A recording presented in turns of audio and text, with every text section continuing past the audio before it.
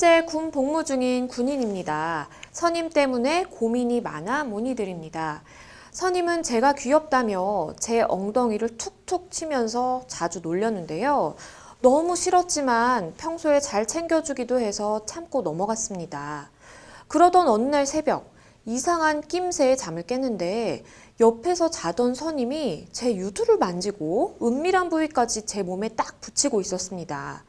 깜짝 놀란 저는 소리를 질렀고 선임은 친동생 같아 장난을 친 것뿐이라는 변명을 했는데요.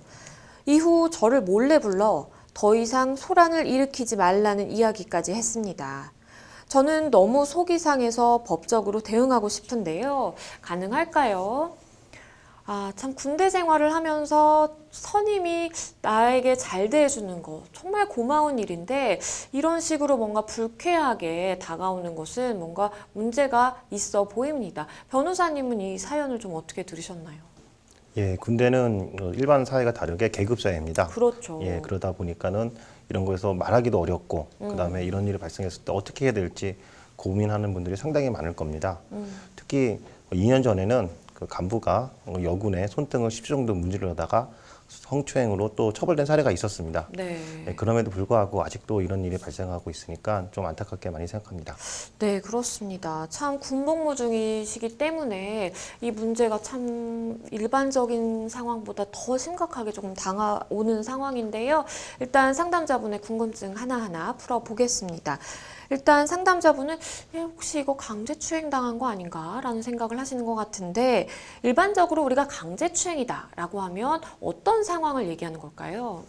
예, 강제추행은 폭행이나 협박으로 추행하는 것을 말합니다. 근데 여기서 폭행이 뭐 칼을 들어서 이렇게 위협을 하거나 네. 또 주먹으로 휘두르면서 말하는 그런 폭행을 말하는 게 아닙니다. 네. 강제추행의 폭행은 상대방을 억압할 필요도 없습니다. 그리고 상대방의 그거에 대해서 위협을 느낄 필요도 없고요. 그 다음에 상대방의 의사에 반해서 행동을 이렇게 몸으로 만지기나 한다 하더라도 폭행죄에 해당됩니다. 그래서 그렇죠. 우리가 생각하는 이런 폭행이 있어야 되느냐 아니라 그냥 의사에 반하고 내가 비록 억압받지 않았다 하더라도 충분히 폭행죄가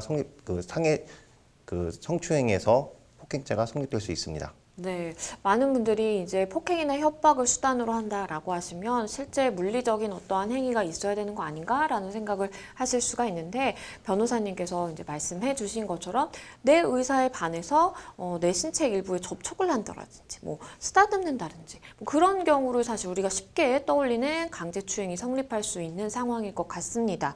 그렇다면 이 선임의 행위 강제추행죄에 해당이 될까요?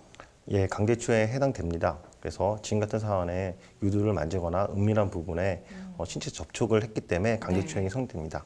그런데 여기서 한 가지 더 생각할 것은 자고 있을 때 이런 행위가 벌어졌잖아요. 그렇죠. 그래서 자고 있을 때는 어떻게 대항할 수도 없잖아요. 그렇기 때문에 이런 경우에는 한국불능의 상태이기 때문에 준 강제추행죄로 처벌되게 됩니다. 네. 그래서 일반적인 강제추행보다 준 강제추행가 좀 더 강하게 처벌되는데요. 지금 같은 경우에 자고 있었으니까 준 강제추행죄로 처벌될 가능성이 매우 높습니다. 네, 변호사님께서 이제 말씀을 해주신 것처럼 일반적으로 우리가 강제추행 이런 이야기를 하는데 앞에 준 강제추행 이렇게 붙는 경우가 있습니다. 그런 경우에는 뭔가 내가 술을 많이 마셔서 정신이 이제 없는 상황에서 강제추행을 당한다든지 아니면 지금 같은 상황처럼 내가 잠을 자고 있는 상황에서 강제추행을 당한다든지 이런 경우를 좀 떠올려 볼 수 있을 것 같고요. 많은 분들이 이제 생각을 하실 겁니다. 그런데 이 상황 지금 군대에 있는 상황 아닌가? 라고 생각을 하시면서 자연스럽게 생각이 그러면 뭔가 군사 재판을 받고 군 형법이 적용되나? 라는 생각을 하실 텐데 어느 경우에 적용이 되는 상황인지 좀 알려주시죠. 예, 강제추행 같은 경우에 군 형법의 92조의 3, 그 다음에 92조의 4에 규정하고 있습니다. 92조의 3은 강제추행죄, 그 다음에 92조의 4는 준강제추행죄를 군 형법에서 규정하고 있습니다. 근데 이렇게 생각하다 보면 그럼 우리가 성폭력 특례법에서 처벌되는 거 아니야? 이런 생각할 수도 있습니다. 그렇지만은 군형법이 적용된다고 하더라도 성폭력 특례법이 배제되는 건 아닙니다. 성폭력 특례법은 어떤 경우에 처벌되냐면 모든 강제추행에 처벌되는 게 아니라 13세 미만의 미성년자거나 장애이거나 친족관계거나 그리고 지금같이 사연을 주신 상간자하고 하급자일 경우에 위력에 의한 업무상 위력에 의한 강제추행죄가 성폭력 특례법에서 규율되고 있습니다. 군 형법상에는 신상 공개에 대해서 명령하는 내용이 없지만 성폭력 특례법에 대해서는 신상 공개에 대한 명령이 규정되어 있습니다. 그래서 균형법으로 처벌된다 하더라도 성폭력 특례법이 배제되는 게 아니기 때문에 지금 같은 사안에 그 자기를 성추행한 상간에 대해서 신상 공개도 명령을 내려지게 할 수가 있습니다. 그렇다면 지금 이 상담자분의 상황은 일단 선임에게 이 강제추행을 당한, 준강제추행을 당한 상황이고 따로 불러서 소란을 일으키지 말라 뭐 이런 이야기까지 들은 상황입니다. 그렇다면 혹시 뭐 또 다른 범죄가 성립할 가능성 내지는 실제로 이 선임을 처벌받게 할 수 있는 거 맞죠? 예, 이 상간을 처벌하려면은 고소를 해야 됩니다. 그럴 그렇죠. 경우에 지금 군대라는 특수 계급이 있기 때문에 먼저 이제 사단에 헌병대에서 1차 조사를 하고 그 다음에 군 감찰에서 아마 조사를 마칠 것입니다. 그래서 그런 절차를 밟으면 충분하게 처벌받을 수 있을 거라고 봅니다. 네, 맞습니다.